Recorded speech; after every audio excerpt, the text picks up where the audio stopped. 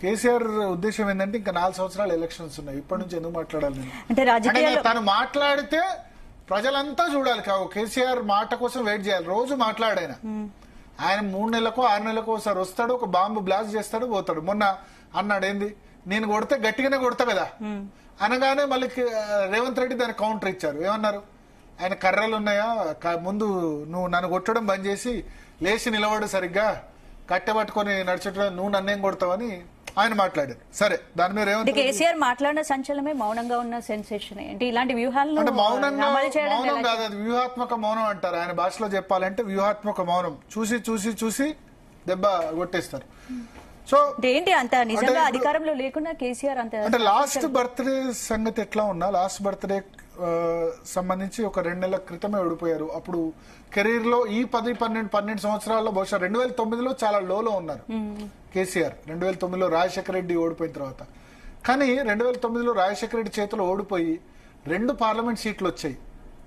46 assembly, 6 parliament పోటీ చేస్తే 2 parliament సీట్లు మాత్రమే అప్పుడు టీఆర్ఎస్ కు వచ్చిన పరిస్థితి. 46కు వాళ్ళు గెలిచింది 10 మాత్రమే, 10 అసెంబ్లీ సీట్లు మాత్రం గెలిచారు కదా. సో అప్పుడు చాలా లోలో ఉన్నారు. అటువంటి సమయంలో రాజశేఖర రెడ్డి చనిపోగానే సెప్టెంబర్ 2 రాజశేఖర రెడ్డి చనిపోయారు, మేలో రిజల్ట్స్ అనౌన్స్ అయ్యాయి. నవంబర్ 29న నిరాహార దీక్ష చేసి ఒక 6 నెలల్లోనే ఇటు చేయగలిగారు కేసీఆర్. డిసెంబర్ 9 స్టేట్మెంట్ తీసుకురాగలిగారు. సో ఆయనకి ఎప్పుడు తగ్గాలి ఎప్పుడు నెగ్గాలి, అదే సినిమా డైలాగ్ ఉంది కదా, ఎప్పుడు తగ్గాలి ఎప్పుడు నెగ్గాలో తెలుసు అని. సో ఎప్పుడు తగ్గాలో ఎప్పుడు నెగ్గాలో కేసీఆర్ కు తెలుసు. అంటే కేసీఆర్ రాజకీయాల్లో ప్రభావాన్ని చూపించగలరని మనకు తెలుసు. అధికారంలో లేకున్నా కేసీఆర్ రాజకీయాలను శాసించగలరు అనుకోవచ్చు. అధికారం లేకున్నా ఇప్పుడు ఆయన చుట్టూరా నడుస్తున్నాయి కదా, కంపారిజన్ చేసుకుంటున్నారు public. What I observed is, ఇప్పుడు ఈ సంవత్సరం మీద 14 నెలల కాంగ్రెస్ పాలనని కంపేర్ చేసుకుంటున్నారు. కేసీఆర్ పాలన ఎట్లా ఉంది, రేవంత్ రెడ్డి పాలన ఎట్లా ఉందన్నది కంపారిజన్ చేసుకుంటున్నారు. కంపారిజన్ చేసుకున్నప్పుడు కేసీఆర్ పాలనే బాగుందని ఎక్కువ మంది భావిస్తున్నట్టు మనకు అనిపిస్తుంది. అయితే ఇప్పుడు రేవంత్ రెడ్డి పాలనకు ఆయన అధికారంలో వచ్చే నాటికి కొన్ని ఇబ్బందులు ఉన్నాయి. ఎందుకంటే ఫైనాన్షియల్ గా చాలా వరకు అప్పులు అయిపోయిన పరిస్థితి. వాళ్ళు ఇచ్చిన హామీలు అధికారంలోకి వస్తామో రామో అన్న ఉద్దేశంతో చాలా ఎక్కువ హామీలు ఇచ్చారు. 6 గ్యారంటీస్ పేరు మీద చాలా హామీలు ఇచ్చారు. ఆ హామీల మీద రోజు వీళ్ళు నిలదీస్తున్నారు బీఆర్ఎస్ నుంచి. ఎస్పెషల్లీ హరీష్ రావు, కేటీఆర్ ప్రతిరోజు కూడా నిలదీస్తూ వస్తున్న పరిస్థితి. సో ఇటువంటి పరిస్థితిలో డెఫినెట్ గా ఆ హామీలు నిలబెట్టేందుకోసం ఏదో ఒక అష్యూరెన్సో ఏదో ఒక మాటనో ఏదో ఒకటి చేయాల్సి వస్తున్న. మరోవైపు టీఆర్ఎస్ బీఆర్ఎస్ గా మారడం కూడా ఏమైనా ఎఫెక్ట్ పడింది అనుకోవచ్చు. అంటే ఎన్నికల్లో డెఫినెట్ గా ఎఫెక్ట్ పడింది టీఆర్ఎస్ బీఆర్ఎస్ గా మారడం. మొన్న హరీష్ రావు కూడా మన ఇంటర్వ్యూతో మాట్లాడుతూ నేనైతే బీఆర్ఎస్ కాదు టీఆర్ఎస్ అనే ఉండాలని కోరుకుంటా అని మాత్రం ఆయన ఖచ్చితంగా చెప్పారు.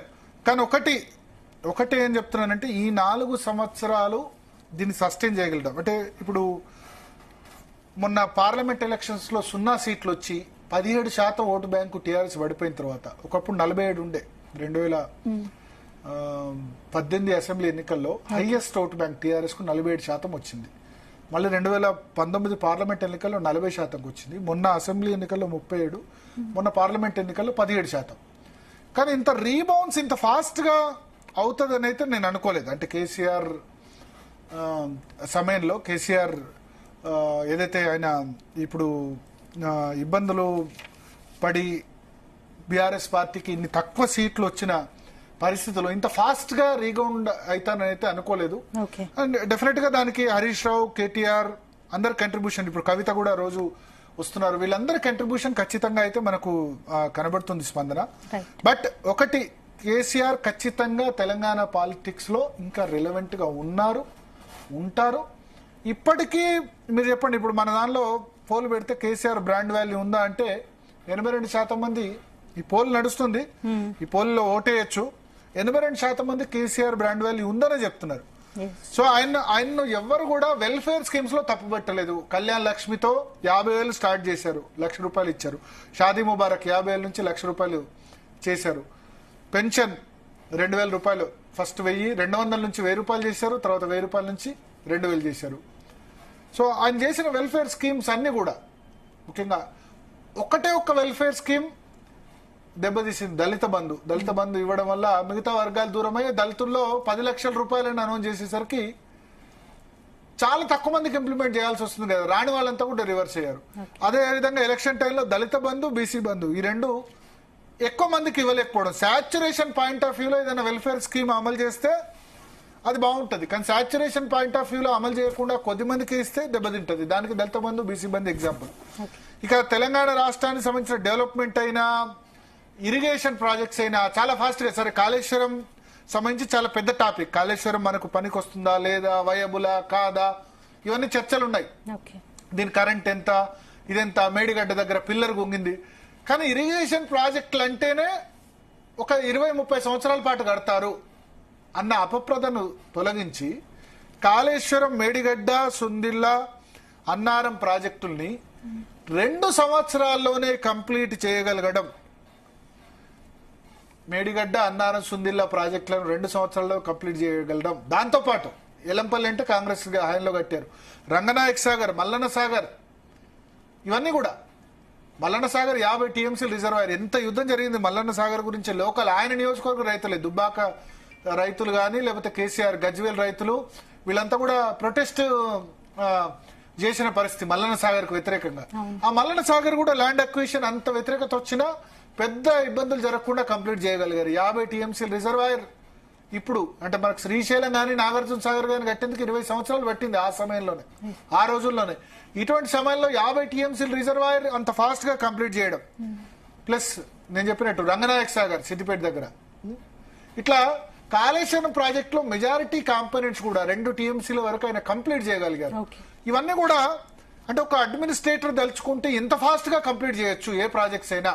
ఒక ముఖ్యమంత్రి అధికారులతో ఏ విధంగా పనిచేయించుకోవాలి. నిన్న రేవంత్ రెడ్డి కామెంట్ చేశారు, ఐఏఎస్ అధికారులు ఏసీ గదుల్లోంచి బయటికి రానివ్వట్లేదని చెప్పి.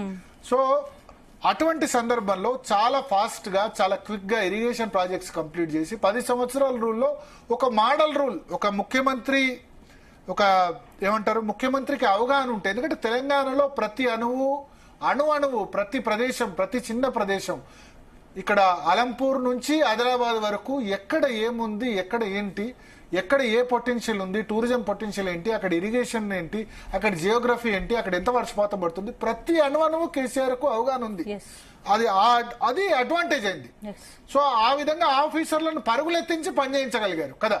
ఇప్పుడు మేడిగడ్డలో కుంగిపోవచ్చు, కానీ మేడిగడ్డ, అన్నారం, సుందిల్ల, మల్లన్న సాగర్, రంగనాయక్ సాగర్ ఇవన్నీ ఇంత రికార్డు పేస్ లో కంప్లీట్ అయ్యాయంటే అది కేసీఆర్ వల్లే సాధ్యం. ఇంకే గవర్నమెంట్, ఏ ముఖ్యమంత్రి, ఏ ప్రధానమంత్రి చేయలేడు. నర్మదా బచావో ఆందోళనకు వ్యతిరేకంగా నరేంద్ర మోడీ అక్కడ పెద్ద డ్యామ్ కట్టినా దానికి కూడా ఇంత ఫాస్ట్ గా సమయం పట్టలేదు. మిషన్ భగీరథ కూడా చాలా ఫాస్ట్ గా కంప్లీట్ చేశారు. సరే, దాని మీద రాజకీయంగా విమర్శలు ఉండొచ్చు, కానీ వాళ్ళ వాటర్ సంబంధించి తెలంగాణలో నిజంగానే బిందె పట్టుకొని మహిళలు వస్తున్న పరిస్థితి లేదు. ఇదివరకు పరిస్థితి ఏ విధంగా ఉండే, కరెంటు, వాటరు, మొత్తం ఇన్ఫ్రాస్ట్రక్చర్ కూడా డెవలప్ అయింది. దేశంలో మరే రాష్ట్రం కూడా ఈ ఇంటింటికి నల్లా వాటర్, పాటబుల్ వాటర్ అంటే ఎటువంటి ఇబ్బంది లేకుండా వాటర్ ఇవ్వని సిచ్యువేషన్ వచ్చిందంటే డెఫినెట్ గా ఆయన అడ్మినిస్ట్రేషన్ ఘనత, ఆయనకు కేటీఆర్ తోడై హైదరాబాద్ లో చేసిన ఫ్లైఓవర్స్ గానీ, డెవలప్మెంట్ గానీ, దాని ఆ డెవలప్మెంట్, హైదరాబాద్ డెవలప్మెంట్ యాక్టివిటీస్ కి జనం సాహో అని చెప్పారు. అందుకని ఇంత నెగటివ్ వేవ్ లో కూడా రూరల్లో 30% అక్కడ ఓటింగ్ ఉంటే ఇక్కడ 43% ఓటింగ్ ఇచ్చి బీఆర్ఎస్ ఇక్కడ బ్రహ్మాండమైన మెజార్టీ కల్పించారు. సో ఓవరాల్ గా 10 సంవత్సరాల బీఆర్ఎస్ రూల్ ను కంపారిటివ్లీ అదర్ రూల్స్ తో పోలిస్తే డెఫినెట్ గా డెవలప్ అయింది. ఒక రాష్ట్రం అన్నది ఒక పెద్ద నాయకుడు, గొప్ప నాయకుడు, అవగాహన ఉన్న నాయకుడు గనక చేతిలో పెడితే అది గొప్ప నాయకుడు. నేను ఒక కేసీఆర్ అనట్లేదు, చంద్రబాబు నాయుడు 94 to 2004 ఉమ్మడి రాష్ట్రం ఒక విధంగా డెవలప్ అయింది. హైదరాబాద్ డెవలప్మెంట్ లో చంద్రబాబు నాయుడు రోల్ చాలా అద్భుతమైన రోల్ పోషించారు. బెంగళూరుతో, సిలికాన్ వ్యాలీతో హైదరాబాద్ పోటీ పడజేసి ఆయన స్వయంగా హైదరాబాద్ ఐటీ హబ్ చేశారు. ఇవాళ 9 లక్షలు 10 లక్షల మంది ఐటీ ద్వారా ఉద్యోగాలు పొందుతున్నారంటే చంద్రబాబు నాయుడు గంట. సో ఆయన టర్మ్ లో 94 to 2004 ఆయన ఒక సైబరాబాద్ సిటీ నిర్మించారు కదా. ఇప్పుడు రాజశేఖర్ రెడ్డి 2004 నుంచి 2014 మధ్య ఆ ఇరిగేషన్ ప్రాజెక్ట్స్ ఆయన చాలా వరకు కట్టారు. సరే, జలయజ్ఞం, ధనయజ్ఞాన్ని విమర్శలు వచ్చిన వెల్ఫేర్ లో ఆయన మోడల్, ఆరోగ్యశ్రీ ఆయన మోడల్, ఫీజు రియంబర్స్మెంట్ ఆయన మోడల్. సో ఒక గొప్ప నాయకుడు ఉంటే గనక ఆ రాష్ట్రానికి ప్రయోజనం చేకూరుతుంది అనడానికి చంద్రబాబు నాయుడు, రాజశేఖర్ రెడ్డి, కేసీఆర్ వీళ్ళు ముగ్గురు కూడా ఒక పర్ఫెక్ట్ ఎగ్జాంపుల్స్. ఓకే. సో అది ఏ రాష్ట్రమైనా, అది గుర్తుపెట్టుకోండి, ఏ రాష్ట్రమైనా. ఇప్పుడు గుజరాత్ నరేంద్ర మోడీ 3 సార్లు వరుసగా రూల్ చేసి గుజరాత్ మిగతా రాష్ట్రాలకు ఆదర్శంగా చేయలేరు. ఇవాళ ఆంధ్రప్రదేశ్, తెలంగాణ రాష్ట్రం, మనం అగ్రికల్చర్ గురించి చెప్పుకోలేదు.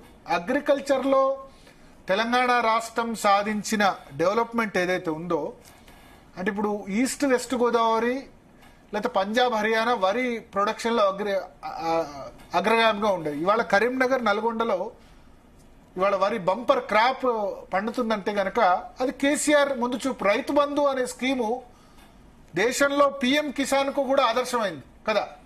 రైతు బంధు పథకం దేశంలో రైతుకు ఎకరానికి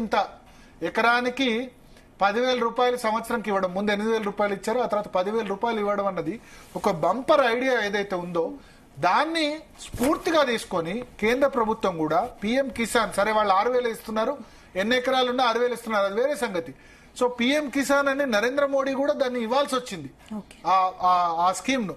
సో ఆ రైతు బంధు ఇవ్వడం వల్ల ఎటువంటి రిజల్ట్ ఉందో మనం చూసాం. రైతు బంధు ఇవ్వడం వల్ల ఇవాళ అగ్రికల్చర్ ప్రొడక్టివిటీ తెలంగాణలో సాగయ్యే భూమి ఎంత పెరిగింది, తెలంగాణలో గతంలో వరి ఎంత పంట పండింది, ఇప్పుడు ఎంత వరి, రోడ్ల మీద ఎక్కడ చూసినా మన సీజన్ లో రోడ్ల మీద ధాన్యం కనిపిస్తుంది కదా, రోడ్ల మీద ఎక్కడ చూసినా. సో ఒకవేళ ధాన్యం కొనాలని ధర్నాలు చేసే స్థాయికి కేంద్ర ప్రభుత్వం మేము ధాన్యం ఇక్కడ నుంచి కొనలేం, దొడ్డు బియ్యం కొనం, సన్న బియ్యం కొనం, ఇవన్నీ ఇష్యూస్ వచ్చాయంటే అది కేసీఆర్ పాలన ఘనత, క్రెడిట్.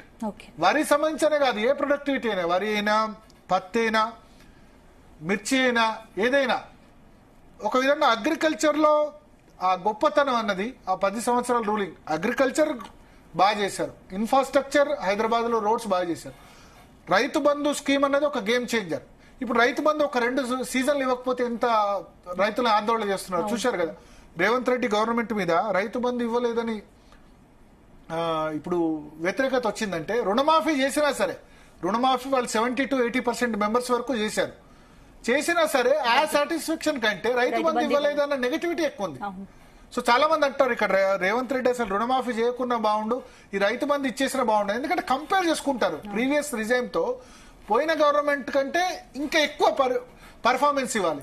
ఇప్పుడు కేసీఆర్ అద్భుతమైన పర్ఫార్మెన్స్ ఇచ్చాడు, ఆయన 100 మార్కులు తెచ్చుకున్నాడు, ఆయన 97 మార్కులు తెచ్చుకున్నాడు. నువ్వు 96.5 తెచ్చుకున్నా, 96 తెచ్చుకున్నా నేను తక్కువనే చూస్తారు. 97 కంటే 100కు 97 మార్కులు అంటే నువ్వు 98, 99 తెచ్చుకోవాలి, ఇంకా వేరే మార్గం లేదు. సో ఆయన అద్భుత పర్ఫార్మెన్స్ ఉండడం వల్ల, ఆయన రైతు బంధు ప్రతి సంవత్సరం ఇవ్వడం వల్ల, ఆయన కూడా ఒక సీజన్ ఏదో మిస్ అయింది రైతు బంధు. కానీ ఇప్పుడు రైతు బంధు ఒక 2 సీజన్లు ఇవ్వకపోవడం తోటి ఎంత బ్లేమ్ అవుతున్నారో చూస్తున్నారు. నవంబర్, డిసెంబర్ లోనే కరోనా సమయంలో ఎంత కష్టకాలంలో అయినా ప్రభుత్వ ఉద్యోగాలు జీతాలు లేట్ అయినా కానీ రైతు బంధు మాత్రం ఏమాత్రం లేట్ కాలేదు. సో ఒక విధంగా చెప్పాలంటే కేసీఆర్ ఆ విధంగా తన పాలన ఒక బెంచ్ మార్క్ సెట్ చేసుకున్నారు. ఆ బెంచ్ మార్క్ సెట్ చేసుకోవడం వల్ల ఇప్పుడు కాంగ్రెస్ పాలన ఇంకా 4 సంవత్సరాలు ఉంది, ఏం జరుగుతుందో చెప్పలేం మనం. కాంగ్రెస్ పాలన రేవంత్ రెడ్డి డెఫినెట్ గా తన పాలన ఇంప్రూవ్ చేసుకోవచ్చు, ఫీడ్బ్యాక్ ఇంప్రూవ్ చేసుకొని ఇంకా మంచిగా చేయొచ్చు, అది మనం చెప్పలేం.